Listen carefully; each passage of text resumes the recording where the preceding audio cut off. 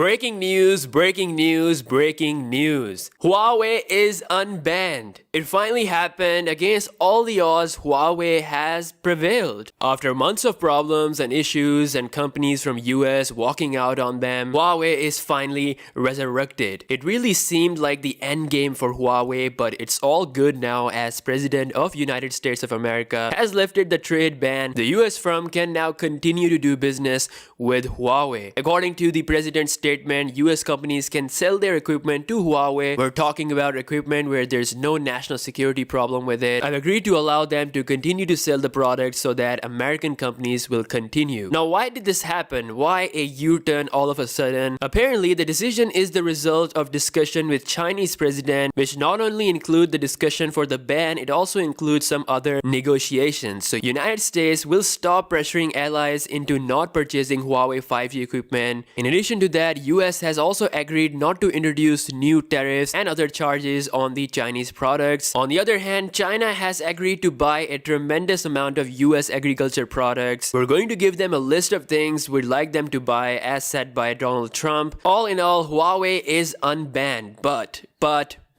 will they trust US? I mean, this whole situation has showed us what Huawei was really capable of. They are very close on finishing their own software, the Arc OS, which is based on non-Google version of Android. And many believe that Huawei's OS could replace Android. Huawei has developed something called Arc compiler, as explained on XDA in full detail, which could make Android 60% faster than its current speed. To put it simply, compiler is a program that translates a code from one language to another. Android currently uses the ART Android runtime, which uses an interpreter that translates the code. With Huawei's ART compiler, there is no need for an interpreter, meaning it's the first direct static compiler that can do direct translation of the code into the machine language, completely removing the need of having an interpreter, which Android currently uses. So the process becomes simpler, and basically this could improve Android fluency by 25% and also increasing the speed of apps opening by 60%. The ARC compiler is currently built to work with ARM chips and Android. As we already know, the Huawei Arc OS was supposed to be based on non-Google Android, but now since the ban is lifted, Huawei could actually collaborate with Google on this. They could implement their ARC compiler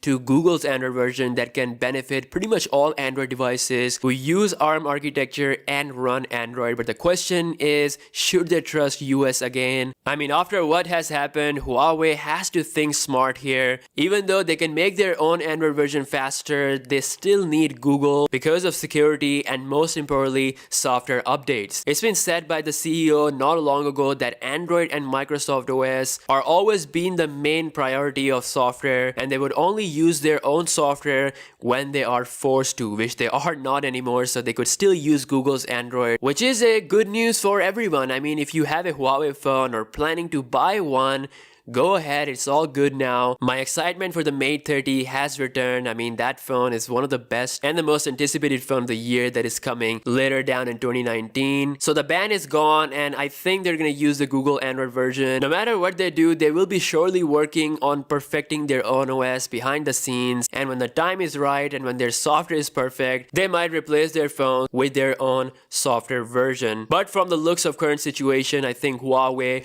will stick to Google's Android. So that's all we have on the Huawei situation. If you have a Huawei phone, whether it's a mid-range phone, flagship phone, a phone that you are planning to buy, or phone that you have already owned for years, Google services, Google application, everything regarding to Google will still work, and your current phone will continue to get updates directly from Google. Thank you so much for watching this video. Let me know your thoughts in the comment section below. What do you think Huawei should do in this current situation? And I'll see you guys in the next one. Peace out.